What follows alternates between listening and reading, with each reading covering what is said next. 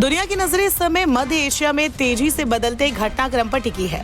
Lebanon में युद्ध विराम के बाद सीरिया की सत्ता पर हयात तहरीर अल शाम यानी HTS के लड़ाकों का कब्जा हो गया है। राष्ट्रपति बशर अल असद देश छोड़कर भाग गए हैं। उन्होंने रूस जाकर शरण ली। वही ईरान इस पिक्चर में कुछ नया लेकर आया है। ईरान के विदेश मंत्री ने 8 दिसंबर को ही एक इंटरव्यू दिया और सीरिया की असद सरकार के रवैये को लेकर काफी कुछ कहा। ईरानी विदेश मंत्री अब्बास अरागची ने बताया कि ईरान खुद इस घटनाक्रम के बाद हैरान है। उन्होंने कहा, सेना की इतनी तेजी से वापसी की बिल्कुल उम्मीद नहीं थी। सारी जानकारी पहले ही साझा कर दी गई थी।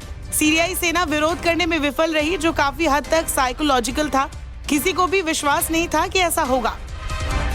अरागची ने कहा कि संयुक्त ईरानी खुफिया ने स्थिति का पूरी तरह से आकलन कर लिया था।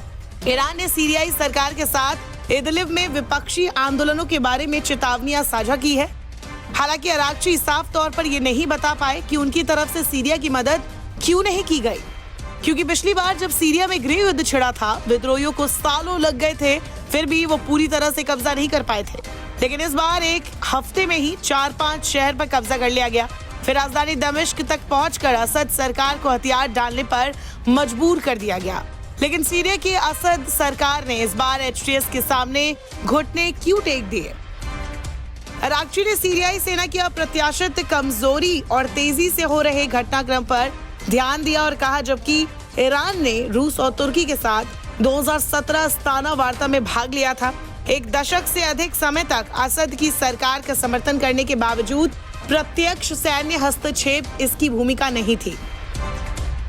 विदेश मंत्री ने असद के खुद के सदमे को भी स्वीकार किया और कहा, यहाँ तक कि खुद बशर अल असद भी अपनी सेना के प्रदर्शन से हैरान थे। ये स्पष्ट था कि सीरिया के अंदर कोई सटीक विश्लेषण नहीं था। अरागची ने अस्ताना समझौते को कमजोर करने वाले हालिया घटनाक्रम से ईरान की निराशा को भी संबोधित किया। उन्होंने कहा, अस्ताना का एक उद्देश्य सरकार और विपक्ष को बातचीत में मदद करना था। हालांकि हमने इस दिशा में धीमी प्रगति की, लेकिन ये अच्छी तरह से आगे नहीं बढ़ पाई, क्योंकि असद की सरकार ने थोड़ा लचीलापन दिखाया।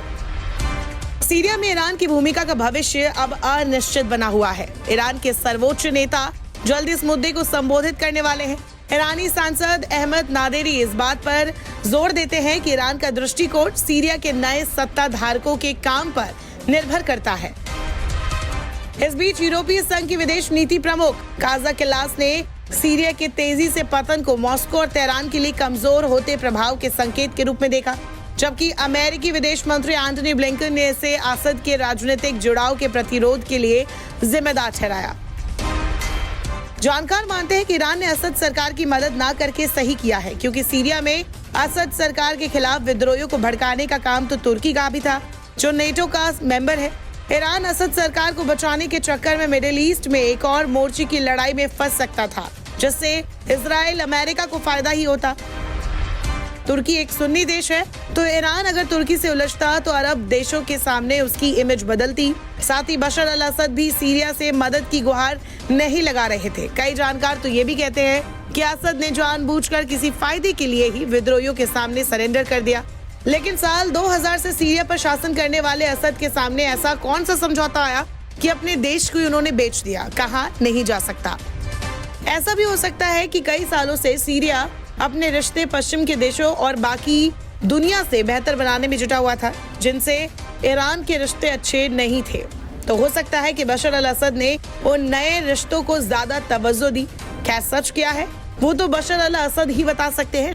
लेकिन मिडिल ईस्ट के मौजूदा घटनाक्रम ने निश्चित तौर पर पूरी दुनिया को सोचने पर मजबूर कर दिया है कि आखिरकार एक ही हफ्ते में राष्ट्रपति बशर अल असद ने सरेंडर कैसे कर दिया।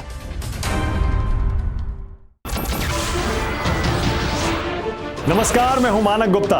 अगर आपको हमारा ये वीडियो पसंद आया हो तो इसे लाइक और शेयर जरूर करें, और हाँ, हमें सब्सक्राइब और फॉलो करना ना भूलें, ताकि आप देश और दुनिया की कोई खबर मिस ना करें। तो जुड़े रहिए हमारे साथ और देखते रहिए न्यूज़ 24।